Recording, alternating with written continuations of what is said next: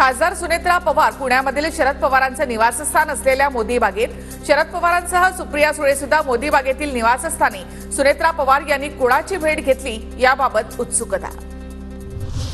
कौटुंबिक सख्य असल्यामुळे भेट घेतली असावी, पवारांची तब्येत ठीक नसल्यामुळे कौटुंबिक भेट असू शकते, छगन भुजबळ यांच्यासह सुनील तटकरे यांची प्रतिक्रिया।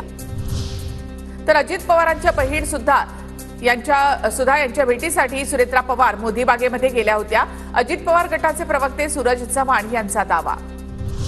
तर सुनेत्रा पवार या शरद पवारांच्या सून आहेत, त्या पवारांना भेटल्या जरी असतील तर त्याकडे राजकीय दृष्टीने पाहण्याची गरज नाही, ठाकरे गटाचे नेते अंबादास दानवे यांची प्रतिक्रिया। शरद पवार यांची उद्या दुपारी 12 वाजता पत्रकार परिषद, छगन भुजबळ यांच्या भेटीनंतर पवार काय बोलणार याकडे लक्ष। शरद पवार यांना कधीच मराठ्यांचं चांगलं व्हावं असं वाटलं नाही, शरद पवार बोललेच नाहीत तर तुम्ही आरक्षण देणार नाही का, भुजबळांच्या भेटीवरून जरांगेंचा सवाल।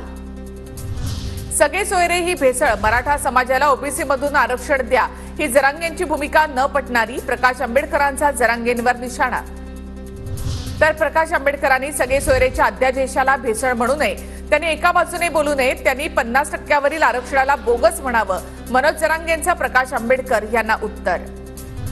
प्रकाश आंबेडकर काढणार आरक्षण बचाव यात्रा, एससी एसटी ओबीसींच्या हक्कासाठी काढणार यात्रा, 25 जुलैला मुंबईतल्या चैत्यभूमी ते कोल्हापूर अशा शाहू महाराजांच्या समाधीपर्यंत निघेल आरक्षण बचाव यात्रा।